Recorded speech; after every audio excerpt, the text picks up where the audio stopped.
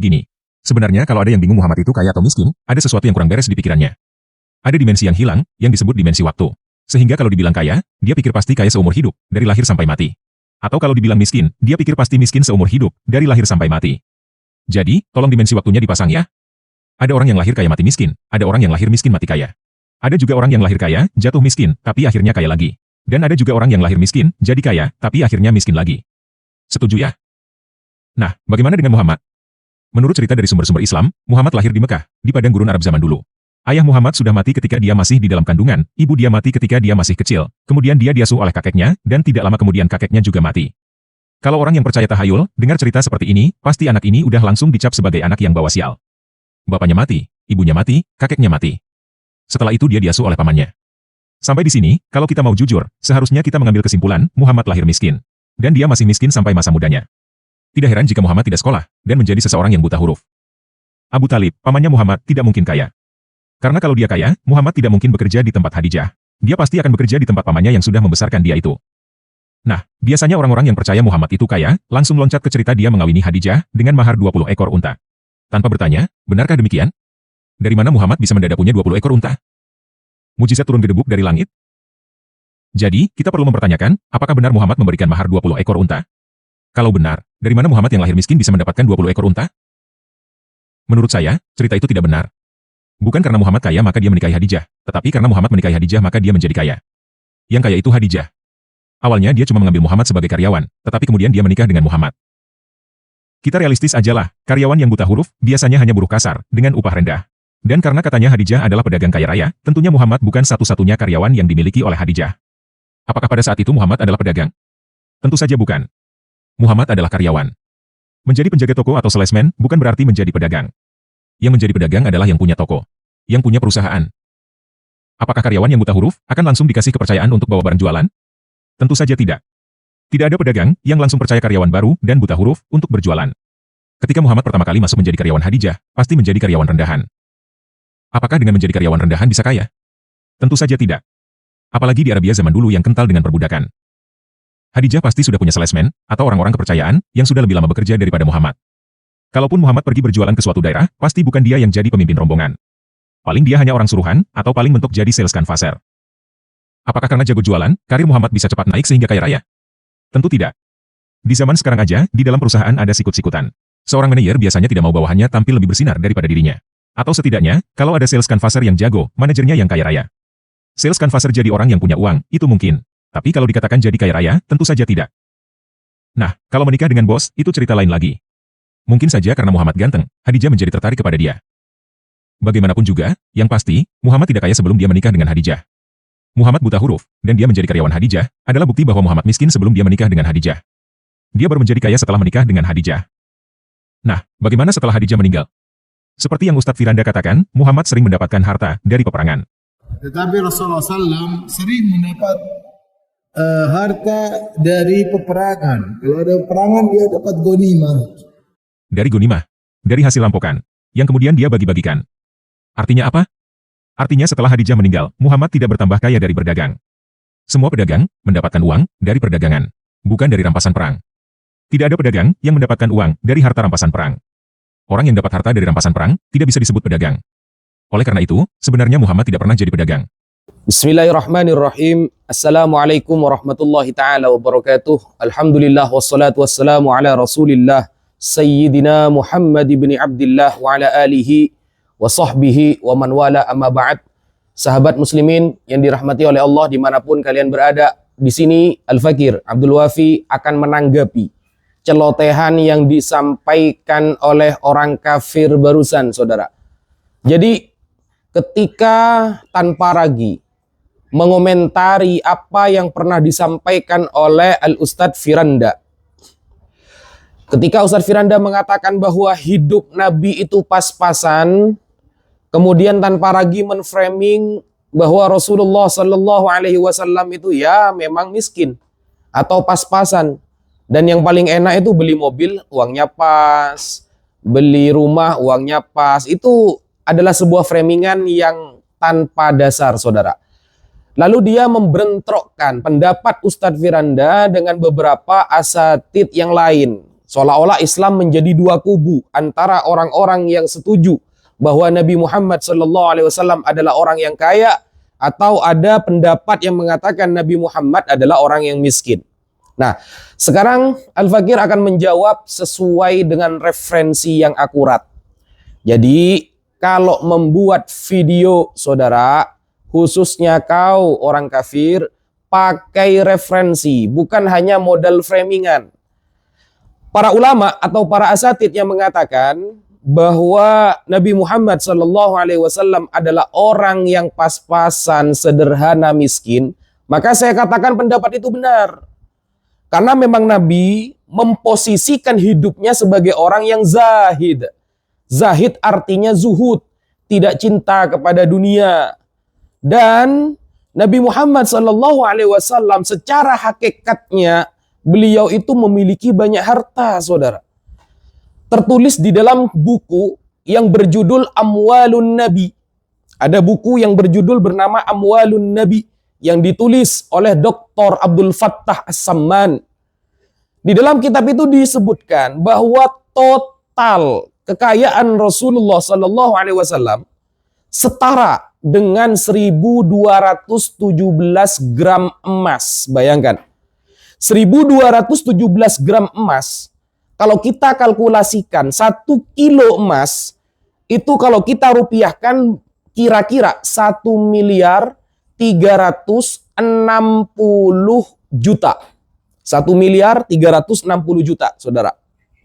Kalau dikali 1.217, berarti total kekayaan Rasulullah SAW kira-kira 1.6 miliar dan sekian-sekian. Itu total kekayaan Rasulullah SAW. Itu tertulis dalam kitab tersebut, Amwalun Nabi, yang ditulis oleh Dr. Abdul Fattah As-Sammani. Dan ada juga sebuah buku setebal 560 halaman, saudara, yang diangkat oleh sebuah disertasi, menjadi sebuah disertasi yang mengungkap bahwa Rasulullah SAW, dan disertasinya ini berjudul Iqtisadun Nabi, yang artinya adalah ekonomi Nabi Muhammad SAW. Ternyata kalau kita teliti satu persatu, Nabi Muhammad itu memang kaya raya. Cuma beliau memilih hidup secara sederhana, saudara. Memilih hidup tidak foya-foya, tidak menampakkan kekayaannya. Begitu loh. Tetapi ingat, di dalam hadis-hadis sahih, baik riwayat Imam Muslim, riwayat Imam Al-Bukhari, dan para ulama yang lain, bahwa kana Nabi SAW ajwadun nas. Nabi adalah orang yang paling dermawan, saudara. Wa kana ajwadu ma yakunu fi Ramadan. Dan Nabi akan menjadi lebih dermawan lagi ketika di bulan Ramadan, saudara. Dan itu hadisnya banyak sekali yang menjelaskan tentang Nabi Muhammad SAW suka memberi kepada sesama, bahkan kepada non-Muslim. Nabi Muhammad SAW tidak tanggung-tanggung dalam bersedekah. Ada satu riwayat, saudara, bahwa Rasulullah SAW, dan riwayatnya ini sahih, pernah bersedekah kepada salah satu orang non-Muslim. Anna rajulan ata an-nabiyya sallallahu alaihi wasallam. Suatu saat ada seorang laki-laki mendatangi Nabi. Hadis ini riwayat dari sahabat Anas bin Malik. Nah, ada seorang laki-laki datang kepada Nabi, lalu laki-laki ini meminta ghanaman. Sa'alan nabiyya ghanaman. Laki-laki ini, non-muslim ini, meminta kambing kepada Rasulullah sallallahu alaihi wasallam bainal jabalaini, di antara dua bukit. Lalu apa reaksi Nabi Muhammad? Apakah Nabi Muhammad mengatakan bahwa kamu non-muslim tidak akan aku beri sedekah? Atau kamu, wahai kafir, ketika meminta sesuatu lalu Nabi Muhammad marah begitu? Oh tidak. Ternyata Nabi Muhammad memberikan semua kambing yang dia miliki kepada sosok laki-laki non-muslim tadi. Kemudian fa'ata qaumahu. Seorang non-muslim tadi kembali kepada kaumnya. Lalu mengatakan kepada kaumnya, "Ai kaum, wahai kaum, aslimu, masuklah kalian kepada agama Islam. Masuklah kalian kepada agama Islam. Fawallahi, demi Allah." Kata seorang laki-laki tadi, "Fawallahi, demi Allah, Inna Muhammadan la yu'ti ata'an ma yakhaful faqra.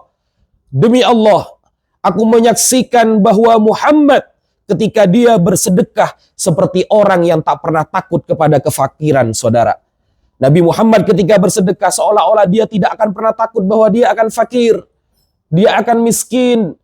Sebab sedekah Nabi kepada non-muslim tadi, akhirnya dia masuk Islam dan banyak orang-orang yang masuk Islam. Lalu kenapa kemudian Nabi milih hidup pas-pasan, sederhana, tidak kaya raya? Karena akhlak Rasulullah Sallallahu Alaihi Wasallam seperti Al-Quran. Karena akhlakuhu kal-Quran. Akhlak Rasulullah seperti Al-Quran. Sedangkan di dalam surah Al-Quran, surah Al-Hadid, ayat ke-20, saudara, di sana Allah Subhanahu wa taala menegaskan, "I'lamu annamal hayatud dunya." Ketahuilah wahai manusia bahwa kehidupan dunia yang pertama la'ibun, hanya sebuah permainan. Yang kedua walahwun, hanya senda gurau. Yang ketiga wazinatun, hanya sebuah perhiasan. Kemudian watafakhurun bainakum, dunia ini hanya kalian mau berbangga-bangga saja di dalamnya. Kemudian watakathurun fil amwali wal aulad, dan hanya untuk memperbanyak harta dan anak. Karena Allah menarasikan bahwa dunia ini hanya seperti itu, sehingga Nabi tidak memilih dunia, tapi wal akhiratu khairu wa abqa, bahwa akhirat jauh lebih baik dan lebih kekal, saudara. Tetapi apa yang terjadi kepada kita? Bal tu'thirunal hayatad dunya, tapi kalian memilih kehidupan dunia. Nabi sedekahnya itu, bahkan ada sebuah riwayat bahwa Nabi Muhammad Sallallahu Alaihi Wasallam, lahan yang beliau sedekahkan kepada umat ada sekitar 15 lahan, saudara. Ada 15 lahan yang beliau sedekahkan kepada umat. Dan per satu lahan yang disedekahkan oleh Rasulullah, itu harganya kalau kita kalkulasi seharga 25 kilo emas, saudara. Satu lahan seharga 25 kilo emas, ada 15 lahan yang disedekahkan oleh Rasulullah Sallallahu Alaihi Wasallam. Maka benarlah perkataan non-muslim yang memuji Nabi Muhammad barusan. Inna Muhammadan la yu'ti ata'an ma yakhaful faqra. Nabi Muhammad kalau bersedekah seolah-olah dia seperti tidak pernah takut kepada kefakiran, saudara. Nah, ini adalah jawaban-jawaban yang kita kembalikan referensinya kepada hadis sahih, kepada ayat Al-Quran, kemudian kepada penafsiran para ulama, kepada penelitian, bahkan suatu disertasi kita sampaikan barusan. Nah, kalau cuma hanya modal framingan, menuduh Nabi Muhammad begini dan begitu, hanya modal framingan, tidak punya referensi, tidak pernah belajar bahasa Arab, mengkritik hanya pakai terjemahan, maka saya bisa seperti itu, saudara. Kita buktikan. Kalau kita buka, ya, di dalam Filipi, teman-teman, ya, sampai buka di dalam Filipi 2 nomor 6. Pada salah satu penafsir yang bernama Matthew Henry. Salah satu penafsir terkenal di kalangan Katolik. Dan kalau kita lihat di dalam Alkitab Sabda, salah satu rujukan para debater Kristen untuk berdebat dengan umat Islam, kita lihat tafsirannya. Di sana jelas dikatakan bahwa Yesus yang merupakan sosok Tuhan, kata mereka, yang merupakan sosok yang paling diagungkan karena telah menebus dosa, kata mereka. Ini kalau kita mau menggunakan framingan belaka. Yesus dikatakan dalam Filipi 2 nomor 6, tafsiran Matthew Henry, dia hidupnya dari sedekah, saudara. Rumah gak punya, hidupnya dari donasi. Kalau ada donatur baru makan dia itu. Kata siapa? Kata penafsir Alkitab Sabda, salah satunya adalah Matthew Henry. Masa susah-susah Tuhannya turun ke dunia, hidupnya dari sedekah umatnya. Susah-susah Tuhan turun ke dunia, rumah pun gak punya. Susah-susah Tuhan turun ke dunia, gak pernah keliling dunia. Seharusnya kan keren kan, ketika Tuhan turun ke dunia kan keren, saudara. dia bisa mengelilingi ke Indonesia, ke Vietnam, ke Cina. Enggak, ternyata hanya keliling-keliling di sekitar tempatnya Bani Israel saja. Hanya keliling di sekitar tanah Syam. Atau kita katakan sekarang Israel atau Palestina.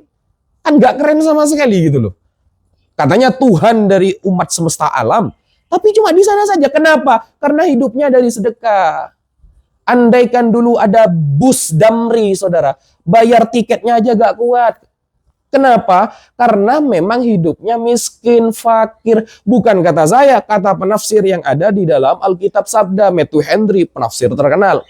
Nah, kita kalau cuma menggunakan framingan seperti itu, mudah sekali Anda menghina Nabi Muhammad SAW tanpa referensi.